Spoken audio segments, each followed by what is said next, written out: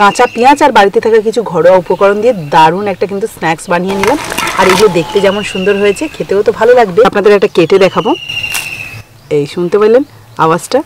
হালকা কিন্তু ক্রিসপি ভাব রয়েছে ওপরটা। যখন আমরা চিলি চিকেন বানাই তখন কিন্তু যেমনভাবে খোসাগুলো বা লেয়ারগুলো বের করে নিই, ঠিক তেমনভাবেই কিন্তু এই যে বের করে নিয়েছি। একটা বড় পাত্রের মধ্যে নিয়ে নিচ্ছি একটা ছোট বাটির 1 বাটি বেসন, ওই একই বাটির মাপে হাফ বাটি চালের গুঁড়ো, স্বাদ মতো নুন, হলুদ গুঁড়ো, লঙ্কার গুঁড়ো। এবার অল্প অল্প জল দিয়ে একটা থকথকে ব্যাটার বানিয়ে নেব।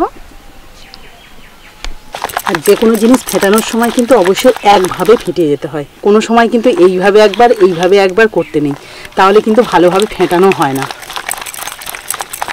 কতটা স্মুথ হয়েছে দেখুন। আর থিকনেসটা কিন্তু এরকমই রাখবো।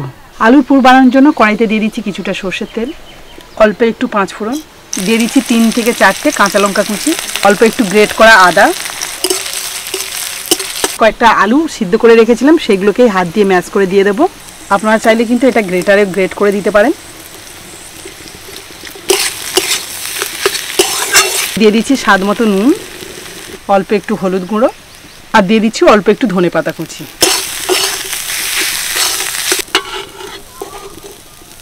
এগুলোকে কিন্তু একটু ছোট ছোট বল করে নেব।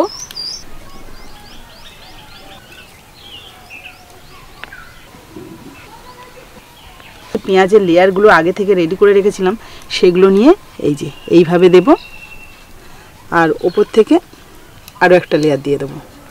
কত সুন্দর দেখতে লাগছে দেখুন শুধু। যদি ছোট লেয়ার হয় তাহলে কিন্তু 3টে করে দিয়ে দেবেন, তাহলে আরও বেশি ভালো লাগবে। দেখুন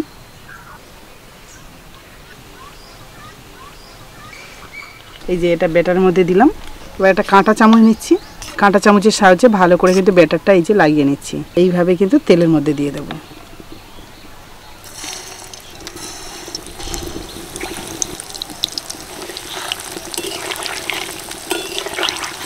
এবার এগুলোকে একটা একটা করে উল্টে দেবো।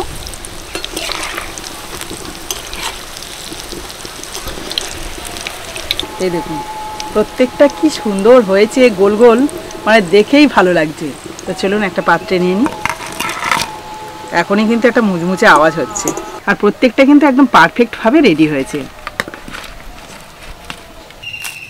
এই শুনতে পেলেন আওয়াজটা? হালকা কিন্তু ক্রিসপি ভাব রয়েছে ওপরটা, আর ভেতরে দেখুন পুরটা কেমন রয়েছে।